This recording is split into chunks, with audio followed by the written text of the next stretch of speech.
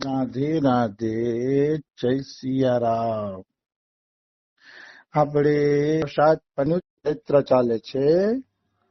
તો આજે અષાઢી બીજ છે, પણ અષાઢી બીજ ના ચરિત્ર રાત્રે લેવાની ઈચ્છા છે. થોડાક નજર નાખીને એટલે આપણે ગયા પ્રસાદજી નું ચરિત્ર આગળ વધારીએ. ગયા પ્રસાદ પંડિતજીને એમના શિષ્ય પૂછે છે, કરતા હોઈએ અને દેહ ભાન ભૂલાઈ જાય તો શું અમને અપરાધ લાગશે? અમે ગુરુ આજ્ઞાનું પાલન ન કરીએ કે બીજી કોઈ આશ્રમની સેવા ન કરીએ તો અપરાધ લાગશે? એવો પ્રશ્ન કરે છે.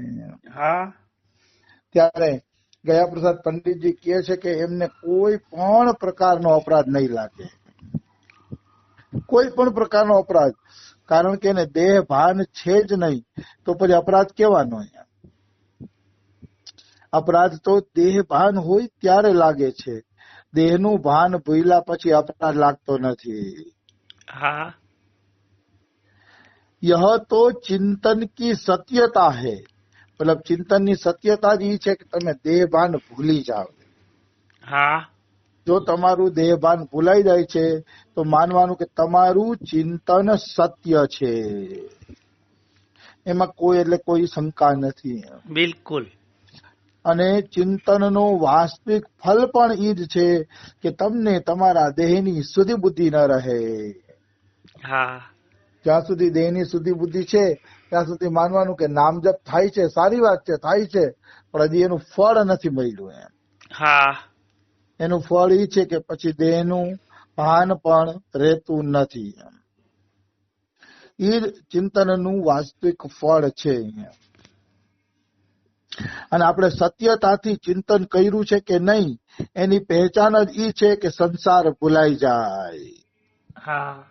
જો ભજન કરતા કરતા સંસાર યાદ આવે છે ને તો માનવાનું કે સત્યતાથી ભજન નથી થતું. બિલકુલ. ભજન સત્યતાથી નથી થતું, હજી ભજનમાં કઈ કમી છે. કારણ કે ભજન કરતા કરતા હજી સંસાર યાદ આવે છે. તો તમારા ચિંતનમાં ભજનમાં હજી પૂર્ણ રૂપેણ સત્યતા નથી એવું આપણે કહી શકીએ.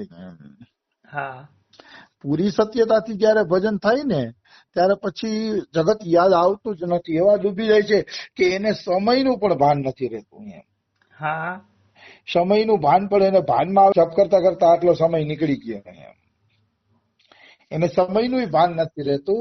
ઉદાહરણ તરીકે જયપુરમાં એક કોલેજમાં શિક્ષક હતા. જયપુર કોલેજની અંદર એક શિક્ષક હતા, એનું નામ હતું વૈદેહી શરણજી, પ્રોફેસર માધવલાલજી. ગુરુનું દીધેલું નામ હતું વૈદેહી શરણ અને આમ એનું નામ હતું પ્રોફેસર માધવલાલજી. તો એ માધવલાલજી એકવાર દોડતા દોડતા આવ્યા કોલેજમાં અને કીધું, સાહેબ આજ મારે અડધો દી લેટ થઈ ગયો છે કે મારા અડધા દી ની રજા મંજૂર કરો. તો કે ઓલો આચાર્ય એમ કે, પ્રોફેસર તમે કેવી વાતો કરો છો? તો કે હાવ સાચી વાત કરું છું. આજ હું ભજનમાં બેઠો તો ને મને અહીંયા કોલેજ આવવાનું ભાન જ ન રહ્યું. બપોરના 12 વાગી ગયા, જુઓ અડધો દી થઈ ગયો કે, એટલે અડધા દી ની રજા મંજૂર કરો અને અડધા દી માં હું ભણાવી દઈશ. તો ઓલો પ્રોફેસર કહે, પણ તમે કેવી વાતો કરો છો? તમે તો આવ્યા ટાઈમે આ માસ્ટરમાં સહી કરી, તમારું તો બધું કામ ટાઈમ ટુ ટાઈમ છે કે. તો કે હોય જ નહીં, હું હમણાં જ આવ્યો કે. તો આચાર્ય કે ઉભા રહ્યો, તમને માસ્ટર દેખાડું. માસ્ટર ખોલી દેખાડ તો માસ્ટરમાં સહી કરેલી હતી. તો માધવલાલજી વિચારવા પડી ગયા, મારા જેવી આબેહૂબ સહી કોને કહી દી? આ તો મારા જેવી આબેહૂબ સહી છે. પછી આચાર્ય કે જો વિશ્વાસ ના આવતો ને તો હું છોકરાઓને બોલાવું. પછી છોકરાઓને બોલાવ્યા અને કીધું કે આજ પ્રોફેસર માધવલાલજીએ તમારો ક્લાસ લીધો તો કે નહીં? તો કે અરે આજ તો એવો ક્લાસ લીધો ને કે જાણે વગર ભણાવી અમે બધું સમજી ગયા. એવો ક્લાસ લીધો પ્રોફેસર માધવલાલજીએ. ત્યારે પ્રોફેસર માધવલાલ ને ખબર પડી કે મારા વતી ભગવાન કામ કરી ગયા છે. આને કહેવાય અસલી નામજપની નિશાની, આને કહેવાય અસલી ભજનની નિશાની. બિલકુલ. કે મનુષ્ય એવી રીતે ડૂબે ને કે એને સમયનું ભાન જ ન રહે. આવા તો અનેકો ઉદાહરણ છે કે જે ભગવાનના ચિંતન મનનમાં ડૂબ્યા ને પછી એને છે ને દેહનું ભાન પણ નથી રહ્યું. હા, અનેકો ઉદાહરણ છે, એક નહીં અનેકો ઉદાહરણ. આવી વસ્તુ છે. એટલે કહેવાનો ભાવ શું છે કે આ રીતે સત્યતાથી ચિંતન કરવું, બને ત્યાં સુધી દેહભાન ભૂલાય એવો પ્રયત્ન કરવો, ભગવાનમાં ડૂબીએ એવો પ્રયત્ન કરવો. હા, પણ ગયા પ્રસાદજી કે બેસુધી અવસ્થામાં પણ પૂર્વ અભ્યાસના કારણે નામજપ તો જીવના ચાલુ જ રહેશે કે. હા, કોઈ એમ કે અમે તો બેભાન અવસ્થામાં જીવીએ છીએ ભાઈ, હવે અમારે નિયમ પાલનની જરૂર નથી, પણ એમ બોલીએ ના હાલે. એના બેસુધી અવસ્થામાં પછી નામજપ ચાલતા હશે. નામજપ સતત અનવરત ચાલતા હશે. એ પણ એક જોવું જોઈએ ને આપણે. હા, આળસુ માણસ કહી દે કે મારે ભજનની જરૂર નથી, હું તો દેહભાન ભૂલેલો છું, એમ ના હાલે ભાઈ. દેહભાન ભૂલેલો હોય ને તો જોજો એના મોઢેથી નામ ચાલુ જ હશે, કંઈક ને કંઈક ભજન ક્રિયા ચાલુ જ હશે. અમારા બાબા છે, રમેશ બાબા વાંચે રાખે છે, અમારા બાબા આખો દી માળા કરીને રાખે છે. હા, તો દેહભાન ભૂલેલા મહાપુરુષ છે તો કરે છે ને ભજન દુનિયાને દેખાડવા માટે, બિલકુલ લોક સંગ્રહ માટે. લોક સંગ્રહ માટે કરે છે ભજન, કે લોકો એમાંથી કંઈક ને કંઈક શીખે. આવી વસ્તુ છે. તો શિષ્યએ પૂછ્યું કે ગુરુજી આવી અવસ્થા ક્યારે બને? નામજપ કરતા કરતા આપણે દેહભાન ભૂલી જઈએ એવી અવસ્થા ક્યારે બને? હા, ત્યારે ગયા પ્રસાદ કે પ્રારંભિક અવસ્થામાં જીભથી ખૂબ જ નામજપ કરો. હા, પ્રારંભિક અવસ્થામાં જીભથી રટણ કઈરે રાખો, અંત સમયે એક દિવસ આવી અવસ્થા બની જશે. હા, નામ મહારાજની કૃપાથી આવી, પણ પેલે નામજપ કરવા પડશે તમારે. હા, મન લાગે તોય ભલે, ન લાગે તોય ભલે, નામજપ કઈરે રાખો બસ. બિલકુલ. નામજપ કરતા કરતા પછી ધીરે ધીરે અવસ્થા બની જાય છે, નિશ્ચિત બને છે, એમાં કોઈ શંકા નથી. પણ નામજપ ચાલુ રાખો, કઈરે રાખો બસ. બધા માણસોને તરત જ દેહભાન ભૂલી જાય એવી સ્થિતિ પ્રાપ્ત કરવી છે, પણ એવી સ્થિતિ તરત પ્રાપ્ત નથી થતી. હા, ધીરે ધીરે ધીરે નામજપ કરતા કરતા એ સ્થિતિ છે ને એ પ્રાપ્ત થાય છે. એકદમથી કઈ થતું નથી જીવનની અંદર ભાઈ. એના માટે અભ્યાસ પ્રયાસ એકદમથી એના જીવનમાં થાય કે કાં તો કોઈ અવતારી પુરુષ હોય ને કાં તો પાછલા જન્મનું લઈને આવ્યો હોય. બિલકુલ. એના જીવનમાં ઝડપથી કઈક પ્રક્રિયા થાય છે, બાકી બધાના જીવનમાં ઝડપથી પ્રક્રિયા થતી નથી. હા, બધાએ ધીરજ રાખવી પડે છે, ધૈર્યના ફળ મીઠા.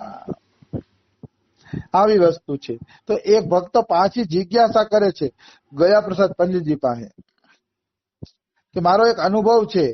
તો ગયા પ્રસાદ પંડિતજી કે બોલો બોલો, તમારો શું અનુભવ છે? અમે પણ જાણીએ કે તમારો શું અનુભવ છે.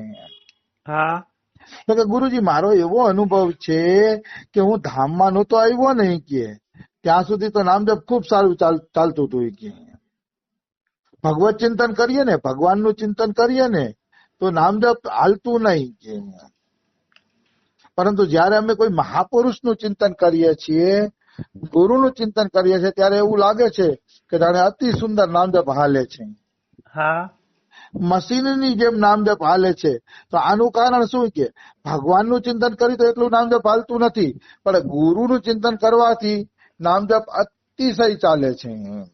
હા, અતિશય જાણે નામજપ આમ મુકાતા જ નથી, બંધ થતા જ નથી એવું થાય છે. તો એનું કારણ શું? એનું કારણ શું? તો એનો તમે જવાબ આપો. તો જવાબમાં ગયા પ્રસાદ પંડિતજી કહે છે, આ क्या बात है, अरे भैया वह साधक के सौभाग्य को का कहनो, जाके अंतकरण में निरंतर श्री सदगुरुदेव बिराजी रहे હોય. હા, મતલબ ઈ સાધકના સૌભાગ્યનું શું વર્ણન કરવું કે જેના અંતઃકરણની અંદર સતત સદગુરુદેવ ભગવાન બિરાજતા હોય. હા, અજન્મા અગોચર परब्रह्म पूर्ण पुरुषोत्तम नारायण ही हमारे कल्याण को मार्ग बताइए, हम पे लाड लड़ाइए, हमारे सदगुरुदेव रूप में सन्मुख प्रकट भये है. હા, મતલબ સ્વયં ભગવાનને એવી ઈચ્છા થાય છે કે હું આ ભક્તોને લાડ કરું, આ ભક્તને માર્ગ બતાવું, આ ભક્તને મંજિલે પહોંચાડી દઉં, એવું જયારે ભગવાનને કોઈ ભક્ત પ્રત્યે ભાવ થાય છે ને ત્યારે ભગવાન ખુદ સદગુરુના રૂપમાં અવતાર લે છે અને શિષ્યને પ્રેમ આપીને પોતાનો ભાવ પૂરો કરે છે. વાહ વાહ. ભગવાન ખુદ, મતલબ સદગુરુદેવ જયારે આપણે લાડ કરે ને ત્યારે માનવાનું કે ભગવાન ખુદ આપણે લાડ કરે છે. કારણ કે ભગવાનને જયારે કોઈ શિષ્ય ઉપર લાડ આવે છે, પ્રેમ આવે છે, ત્યારે સદગુરુદેવના રૂપમાં પ્રગટ થાય છે સાધક પાસે. એમાં કોઈ એટલે કોઈ શંકા નથી. એટલે સદગુરુદેવના લાડ સાક્ષાત ભગવાનના લાડ છે એમ માની લેજો. આવી વસ્તુ છે. કારણ કે ભગવાન એવા ભક્તો વગર રહી જ નથી શકતા, એટલે જ ભગવાન સદગુરુદેવના રૂપમાં ધરતી ઉપર પધારે છે. પછી હું કહે દેખવે મેં ही द्वय जैसे लगे है, वास्तव में तो एक ही वस्तु है. દેખવામાં બે લાગે છે કે ગુરુ અને ભગવાન. દેખાવમાં બે લાગે છે પણ વાસ્તવમાં બે એક જ છે. ગુરુ અને ભગવાન બે અલગ તત્વ નથી. બિલકુલ. પરંતુ अजन्मा अगोचर भगवान के स्वरूप सो महापुरुष के स्वरूप में आए भय सदगुरुदेव भगवान अधिक प्रभावशाली माने गए हैं. पर જુઓ પ્રભુ અજન્મા છે, અગોચર છે, તો એ પ્રભુના સ્વરૂપ કરતા મહાપુરુષના સ્વરૂપમાં જયારે ભગવાન આપણી સામે આવે છે ને તો વધુ પ્રભાવશાળી હોય છે. કારણ કે ભગવાન છે ને આપણે યારે બોલતા નથી, ચાલતા નથી, કક્ષા નથી ભાઈ ત્યારે. ત્યારે ગુરુ આપણે યારે બોલે, ચાલે, પ્રેમ આપે, આશ્વાસન આપે, એટલે આપણા માટે ભગવાન કરતા સદગુરુનો મહિમા વધુ છે. સદગુરુનું શરીર આપણા માટે વધુ પ્રભાવશાળી છે. श्री भगवान के चिंतन करने वाले साधक पे एक बार माया हाथ मारी सके है क्योंकि इनकी चेरी है, परंतु श्री सदगुरुदेव भगवान के आश्रित साधक की तो छाया को स्पर्श करने को साहस नहीं कर सके है. कोई भगवान ने आश्रित हશે ને તો માયા હાથ મારી શકશે. કારણ કે ભગવાનની ચેરી એટલે દાસી છે માયા. એટલે કદાચ ભક્તો ઉપર હુમલો કરી શકે, પણ સદગુરુદેવ પાસે તો માયા હાથ મારી શકતી નથી. બિલકુલ. કારણ કે સદગુરુદેવ છે ને માયાને દબાવવા વાળા છે. બોલી તો ભગવાન તો માયા તો ભગવાનની દાસી છે. ભગવાનની દાસી હોવાના કારણે ઈ માયા ક્યારેક હાથ મારી શકે છે. ભગવાન એને છૂટ આપી છે, તું મારી દાસી છો અને જીવોને માયામાં પાડવાનું કામ કર, એવું કામ જ ભગવાને હોઈપું છે. એટલે માયા કદાચ ભગવાનના શરણાગત ઉપર હાથ મારી શકે છે, પણ ગુરુના શરણાગત ઉપર માયા હાથ મારી શકતી નથી.